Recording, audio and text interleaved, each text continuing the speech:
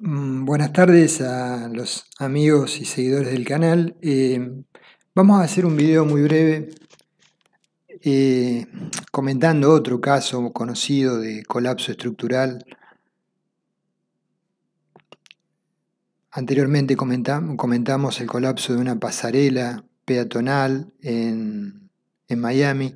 En este caso, un colapso de un puente vehicular en el año 2007. Y algunas reflexiones sobre las causas o las primeras pericias que se hicieron y sobre las posibles causas del mismo. Como ya sabemos y hemos hablado, el plan de mantenimiento de una estructura es vital para preservar su seguridad ante una falla, ¿sí? Localizada o general. En las estructuras metálicas son especialmente sensibles frente al medio ambiente, y las uniones son elementos sumamente importantes para lograr preservar esa seguridad. Que las uniones no solamente se diseñen correctamente, sino se mantengan adecuadamente a lo largo del tiempo, se preserven.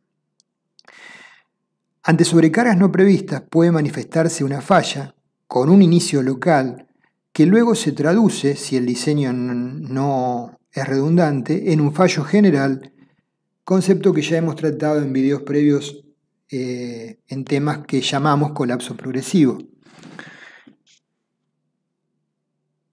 Por otra parte, en estos casos que estamos viendo, suele ser recurrente el tema de la falta de revisión del proyecto por pares o bien una ausencia correcta de revisión por pares, que pueda detectar falencias importantes, graves, que comprometan la seguridad del proyecto. Este puente que veremos colapsó estando habilitado al tránsito en el año 2007, cuando se estaban realizando trabajos de reparación de la calzada. Cuando hablamos de redundancia estructural, solamente lo mencionamos, ya lo hemos tratado, siempre es recomendable que el sistema estructural tenga caminos alternativos para las cargas ante la eventual falla de algún elemento particular. Estos caminos tienen que estar constituidos por elementos aptos para tomar esas cargas de naturaleza extraordinaria con un margen de seguridad mínimo adecuado para evitar el colapso. ¿Sí? Tal cual vemos acá, por ejemplo, ante la explosión en un nivel dado y la pérdida de capacidad de sustentación de las columnas, la posibilidad de evaluar caminos extraordinarios alternativos. El puente que vamos a hablar es muy conocido por muchos de ustedes, un puente de Minneapolis, Minnesota, que cruzaba el río Mississippi y fue construido en el año 1967. El 1 de agosto de 2007 colapsó, provocando 13 muertos y 140 heridos. Uno puede pensar que esto fue un hecho que no había ningún tipo de noción de que existía un cierto riesgo. Ahora vamos a mencionar algunas cuestiones que ponen en duda esto que podemos pensar. Algunas cuestiones básicas: el arco central con estructura metálica tenía 160 metros de luz, tuvo 2 trabajos de mantenimiento de calzadas en el año 1988 y 1997, que ambos dos incrementaron finalmente las cargas permanentes sobre el puente, con respecto a las previstas en el proyecto original. Justamente en ocasión del colapso se estaban realizando una tercera tarea de trabajo de reparación sobre el tablero. El organismo que controla la seguridad y el estado de los puentes había clasificado desde el año 91 al puente como estructuralmente deficiente. ¿Sí? O sea, existía esta clasificación desde el año 91 para el puente. Esta es una visual del puente, ampliamente utilizado. Un corte con las características principales: el vano central fue el que colapsó y derivó en el colapso de los 2 vanos aledaños. La Junta Nacional de Transporte determinó en forma preliminar que la probable causa del colapso fue la sumatoria de estos eventos. Es raro que un solo evento genere el colapso, salvo que sea una explosión el impacto contra una columna principal y la pérdida de sustentación de la misma, un sismo. Es raro que un solo evento. Normalmente son una sumatoria de eventos, en la mayoría de los colapsos que podemos relevar. En este caso se determinó capacidad de carga inadecuada debido a un error de diseño en las placas nodales principales del puente. ¿Sí? Esto desde el origen del mismo. No detectado, mal evaluado en el proyecto y no detectado por pares, que eventualmente pudieron haberlo controlado. Posteriores incrementos de las cargas de peso propio en sucesivas reparaciones, como mencionamos, concentración de cargas acopiadas sobre el tablero en el día de la falla, y naturalmente fallas en los procedimientos de control de calidad, que se habían detectado cuestiones preocupantes y simplemente se mencionaron y no se tomó acción sobre los mismos.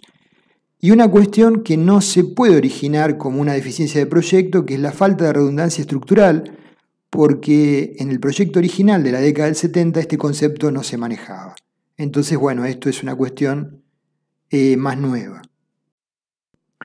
A modo de ejemplo, falta de redundancia estructural, mencionamos en un video previo el colapso del puente de Morandi en Italia, donde la falla de tan solo un obenque provocó el colapso de todo el segmento del tablero, porque carecía de redundancia estructural.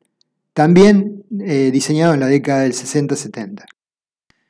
Respecto del puente en estudio, con estructuras de soporte de acero y calzada de hormigón tenemos.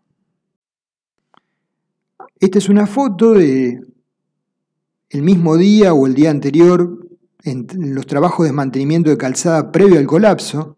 Como pueden ver, varias de las calzadas de circulación estaban cortadas porque estaban acopiando materiales y haciendo reparaciones importantes en la calzada, que generaron una concentración de fuerzas adicionales en ese sector.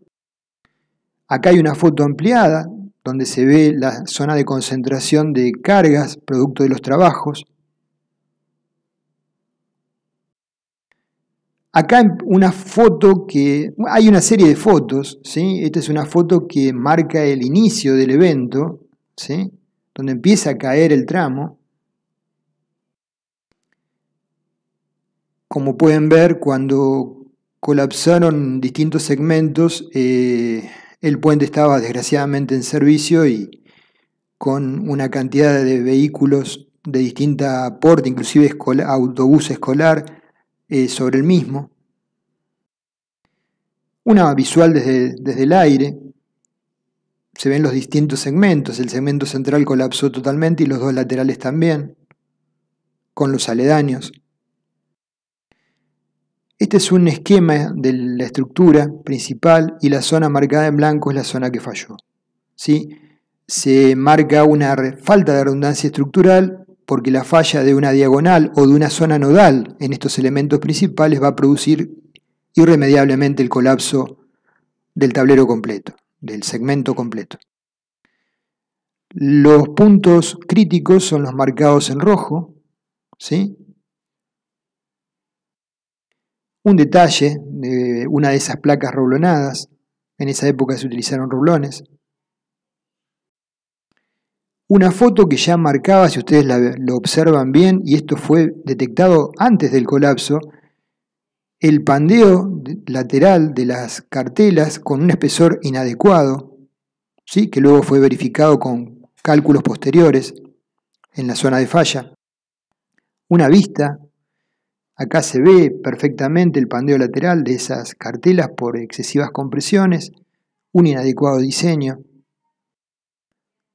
Las zonas de falla, una visual de un estudio por elementos finitos donde demuestra un análisis más detallado las zonas de concentración elevadas de tensiones y la tendencia a la inestabilidad lateral.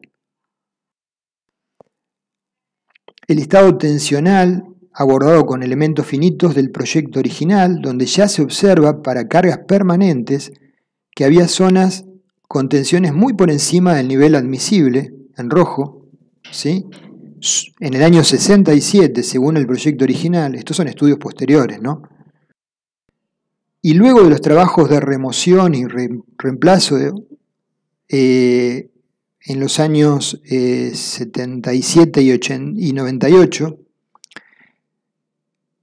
se visualiza que la situación se volvió mucho más crítica aún para el peso propio, extendiéndose las zonas donde el acero estaba a tensiones muy por encima de las admisibles. Y finalmente, una foto de una de las cartelas que fallaron, que estábamos viendo, cuando ocurrió el evento, el colapso. Hasta acá llegamos, simplemente es una reflexión. Esto es una situación que fue detectada con anticipación, que no se tomaron medidas adecuadas, porque si no, finalmente no hubiera ocurrido lo que ocurrió. Y como sabemos, el resultado final fue una pérdida de vidas importante y muchos heridos, que podrían haberse evitado habiendo, por ejemplo, cerrado el puente al tránsito y haber hecho un estudio detallado del mismo y el refuerzo necesario en la parte estructural crítica, ¿no? Dado que, como dijimos, era una estructura no redundante. Bueno, hasta acá llegamos. Gracias por su compañía.